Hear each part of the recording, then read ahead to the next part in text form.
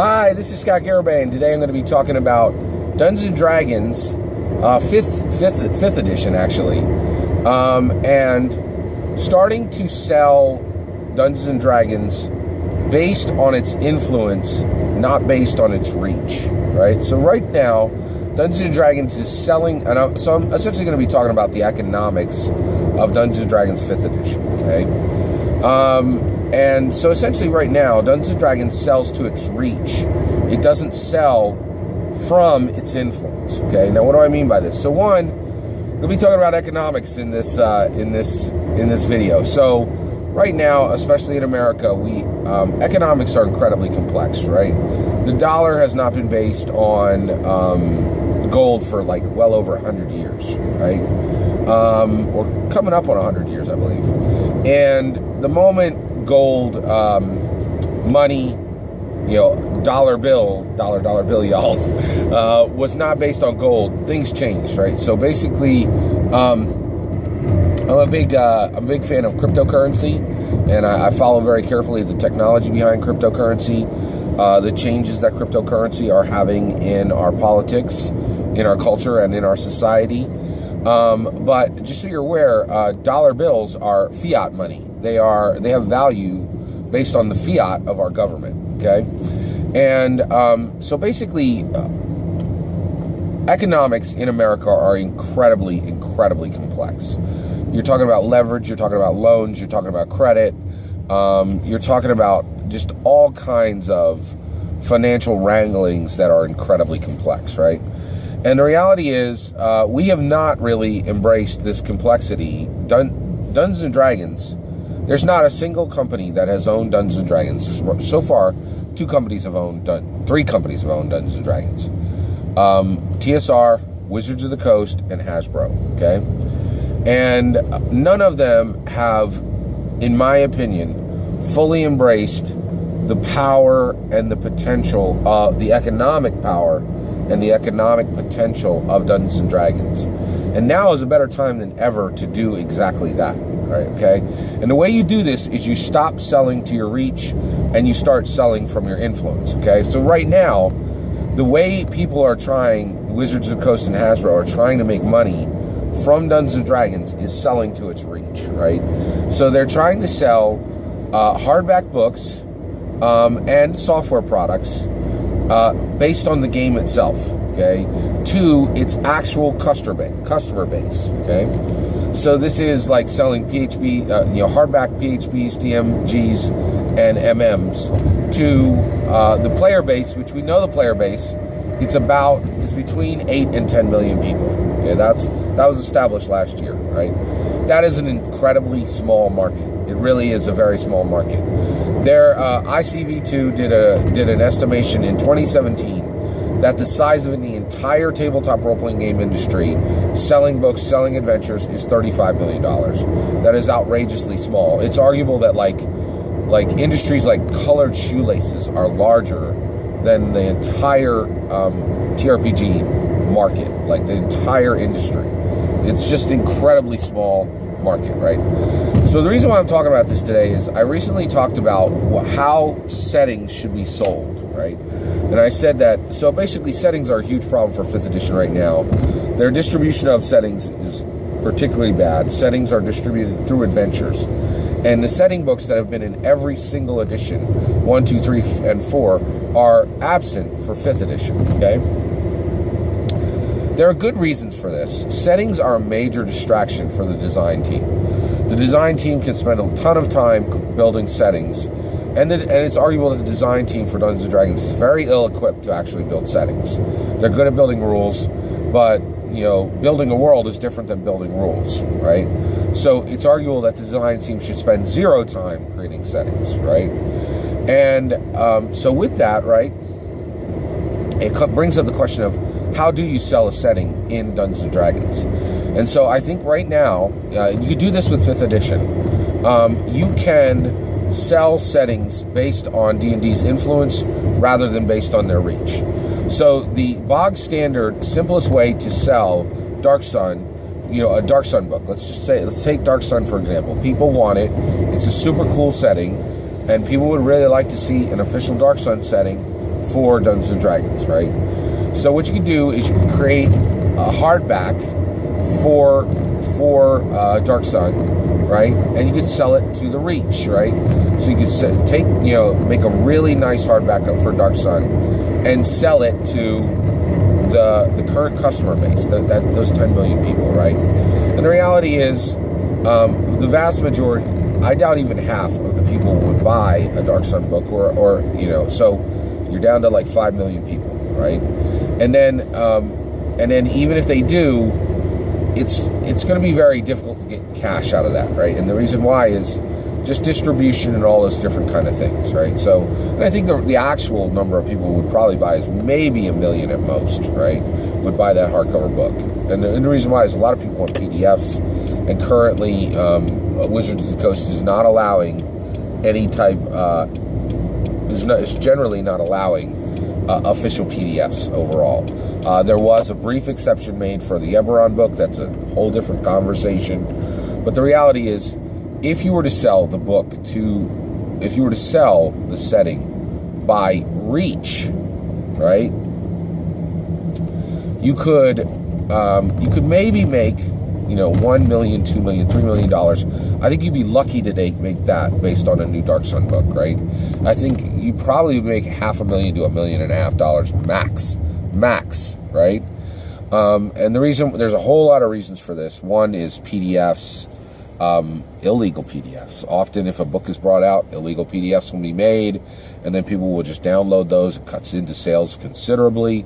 I know there's debate on that subject, but I think the idea that PDFs don't cut in. Well, I already know it. Like I talked to, you could see it on Twitter and Facebook. There are designers constantly talking about free PDFs cutting down on their sales, right? So here's the total, right? Stop selling to the Reach. Like if you sell Dark Sun to the Reach, right? Maybe you're going to make $500,000. Maybe you're going to make $1.5 million. Maybe you knock it out the park and you make $3 million, right?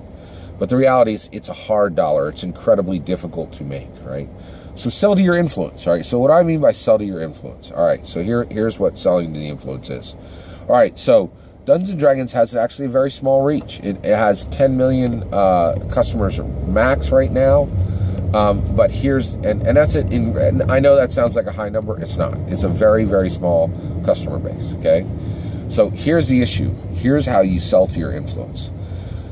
A huge portion of the Dungeons & Dragons customer base are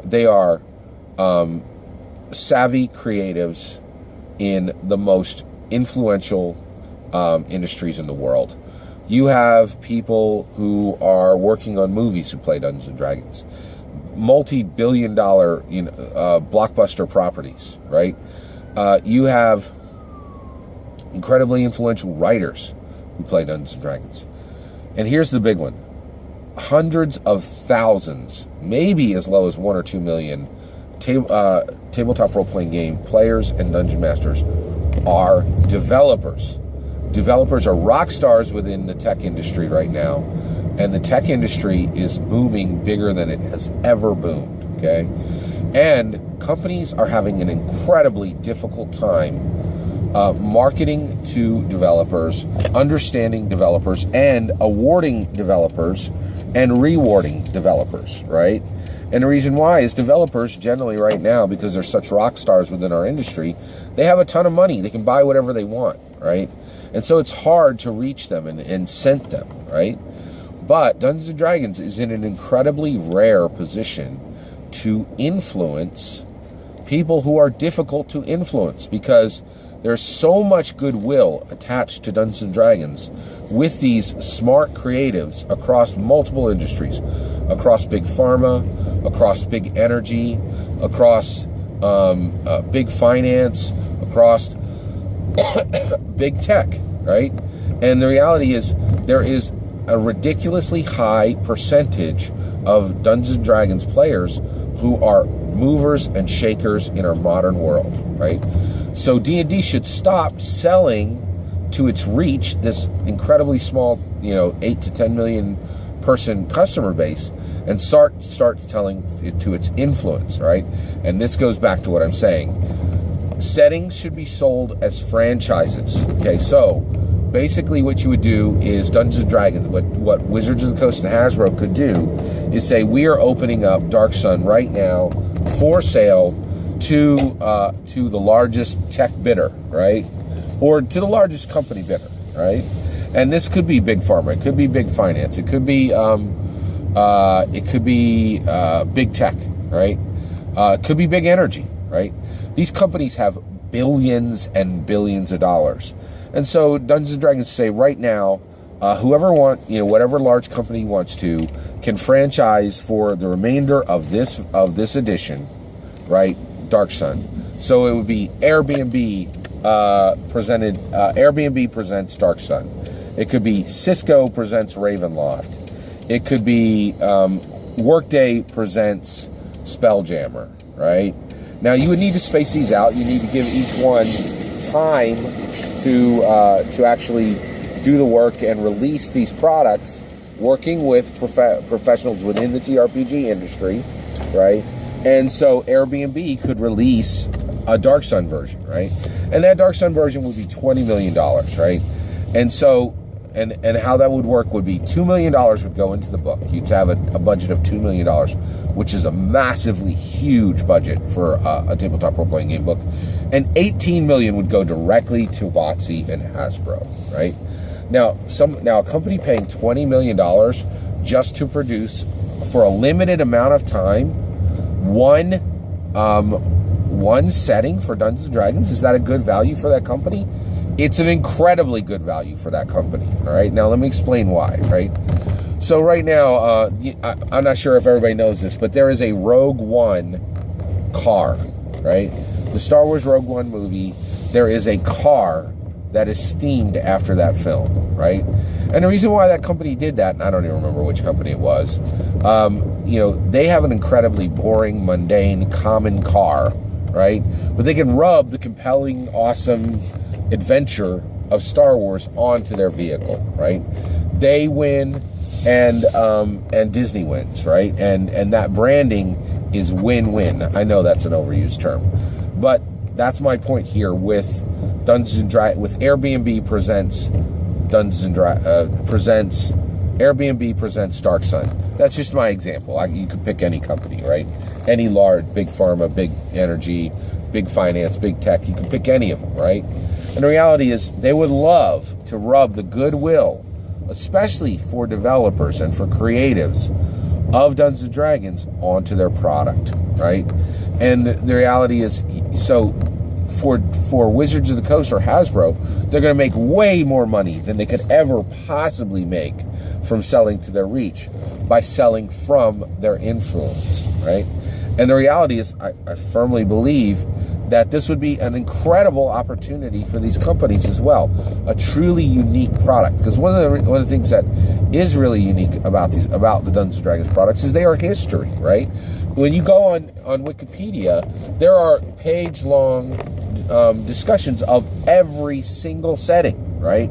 So whichever company did this first would be the first Dungeons & Dragons setting franchisee, right? And the reality is, I'm convinced that this is the best possible way to sell settings, and everyone wins.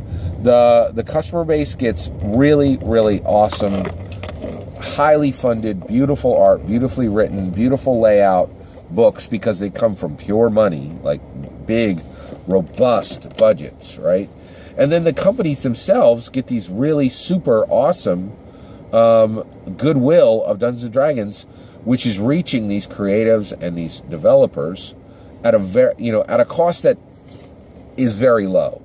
Now, I think you're like, 20 million isn't low. It is for these companies. They're multi-billion-dollar conglomerates, right? Or they're connected to multi-billion-dollar conglomerates. And where they're heading, they're shaping literally the American political system, the American cultural system, and the American society. Airbnb, that is making changes at the political level, the cultural level, and the society level, right? They play at a level where $20 million is not a big deal, right? Whereas for Wizards of the Coast and Hasbro, that $20 million could be a huge deal, right? That would pay $20 million most likely would pay well over what you would need for the entire design team for the entire stint of an entire edition, right? So that's my point, is in order to really start making money, Dungeons & Dragons should stop selling to its reach and start selling from its influence, and this is the path to do it. That's my take. Thank you very much. Please let me know what you think in the comments below, and please consider liking and subscribing. Thank you.